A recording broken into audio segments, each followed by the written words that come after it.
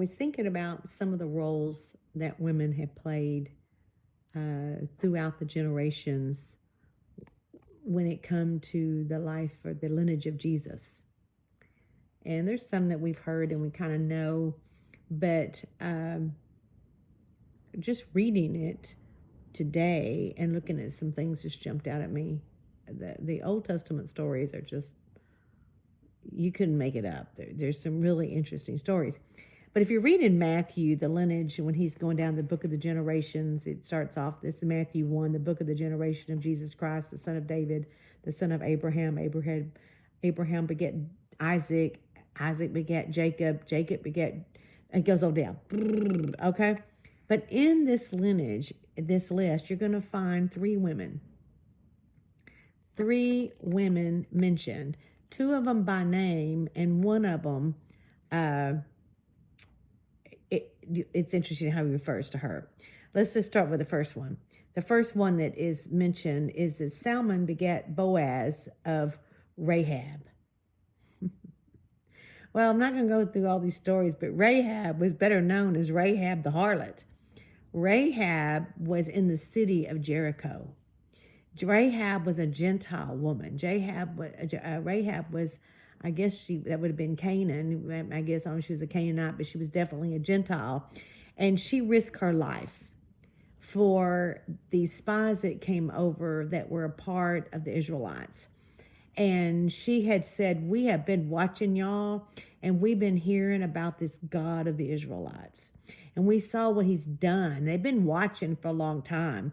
And the Israelites have been over there, been going in circles, passing the Red Sea, not the Red Sea, but Jordan, and being afraid to go over there and face the giants.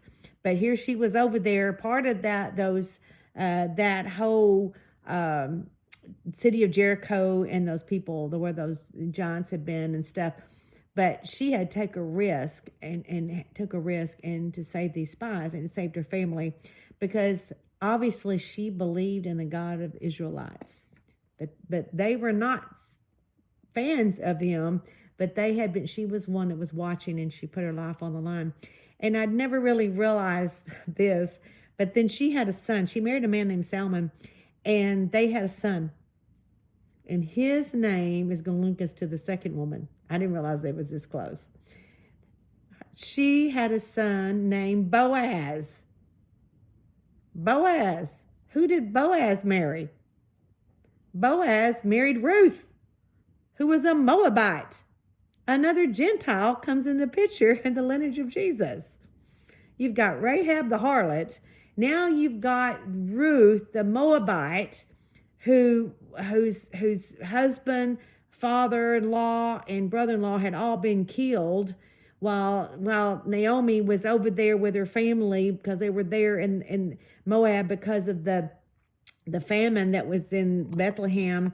But here she had said, I won't stay, because here you got this woman named Naomi. Her husband's dead, her two sons are dead, and she's left over there in a strange country with two Moabite daughter-in-laws. She gives them an option. Well, actually, she just tells them, go home to your family. I'm going to go back to Bethlehem. But one of them said, okay, I'm going to stay here with my family. But one of them said very famous words. I won't quote it all, but she said, where you go, I'm going to go. Where you stay, I'm going to stay. Your people are going to be my people. And most importantly, she said, your God will be my God. Ruth chose the God of the Israelites. She goes home to Bethlehem, or it wasn't her home, it was home to Naomi, goes to strange country, and they end up there, and they're going to need a kinsman to redeem the land that should be theirs, but women didn't get to own anything, and the women just went with the land. Whoever took the land took the women. Whoever took the women got the land. And so Naomi was very smart, and she hooked it up where Ruth, her daughter-in-law, would meet a man named Boaz, a very rich, kind, loving man who would end up being the husband. He would not just be the redeemer of the land, as they'd have their inheritance, but he was a kinsman redeemer. He was kin to her husband. And so now he marries Ruth. And Ruth, he's a son of, I don't know what Salmon was, his daddy, but his mama was a harlot, Rahab. And so he marries Ruth, who is a Moabite. You know who the Moabites were? Moab was the son of Lot. The son Lot had with his oldest daughter. Moab was born of incestuous relationship. So was his brother Ammon. Both daughters slept with their dad Lot and had sons by him. And you end up with the Moabites and the Ammonites because of that little ordeal. Became enemies of Israel and caused a lot of trouble. But here we are, this man, Boaz, marries a Moabite. This Moabite girl who did not have a good lineage, who came down through Lot, which was the nephew of Abraham. Now she's married to Boaz, but most importantly, Boaz and Ruth has a son named Obed. And Obed has a son named Jesse. And Jesse has a son named David. So this little Moabite, Gentile Moabite, is the great-grandmother of David. And more than that, her husband's mother was Rahab, so that Rahab is the great-great-grandmother of David. David, who is the lineage of Jesus. So it's not over. There's another woman mentioned here, but not by name. It's interesting because now we got David on the scene. David's got these great-grandma and great-great-grandma, these two Gentiles. And then it says, and then Jesse begat David the king. This is verse 6. And David the king begat Solomon. Of her, here's the unnamed woman, but he tells who she is. He begat Solomon of her, which had been the wife of Uriah. What?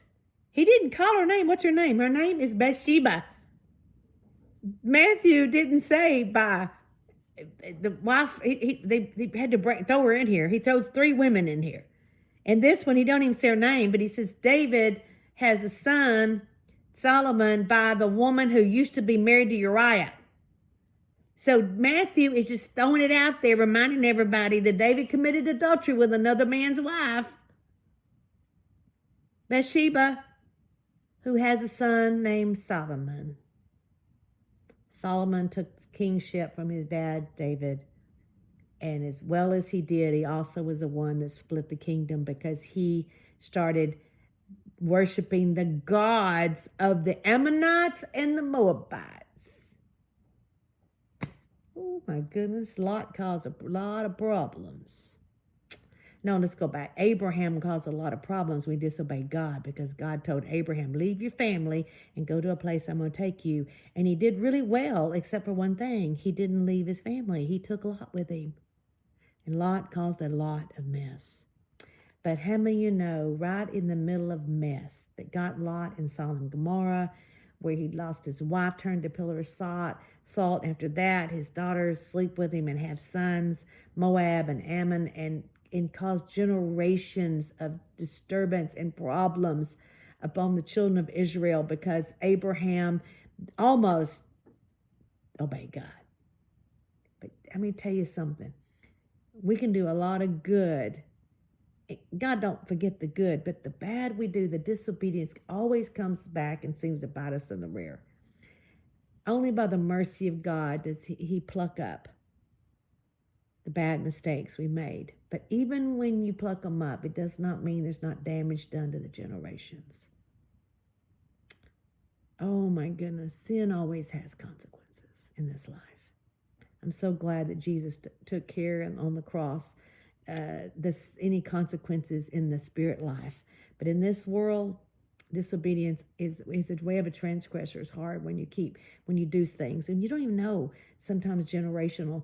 But even in the mess, you got 3 women listed in the lineage of Jesus. I'd never put them together until today.